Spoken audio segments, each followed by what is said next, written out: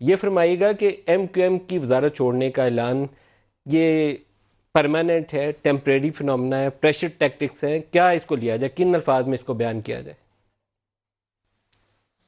बहुत शुक्रिया नदीम भाई। मेरे ख्याल में परमानेंट तो कोई भी वही चीज़ हो ना कि जिसमें आगे आपको बेहतरी की कोई उम्मीद ना हो।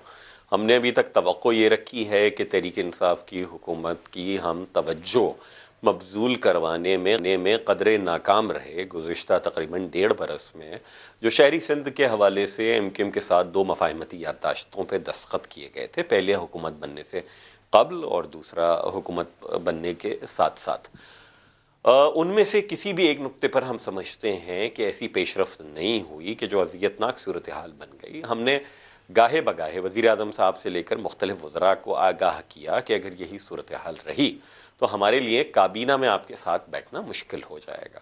और जब फिर हमने ये देखा कि हमारे वोटर्स का हम पर दबाव इतना बढ़ रहा है और रब्ता कमेटी का डॉक्टर खालिद मकबूल सिद्दीकी पर दबाव पड़ रहा है, तो फिर हमने ये फैसला किया। अब तहरीक इंसाफ के दोस्त कहते हैं कि नहीं, वो इस मफाहमती याददाश्त पर बल्कि उससे आगे बढ़कर काम करेंगे, हमारी शिकायत को दूर करेंगे। हम देखना चाहते हैं कि आया वो ऐसा कर पाएंगे या नहीं। अगर ऐसा करेंगे तो यकीनन फिर हमारे पास भी गुंजाइश होगी अपने मुख्तलिफ फैसलों पर नजरसानी करने की। इस वक्त तक ऐसी कोई सूरत हाल नहीं है।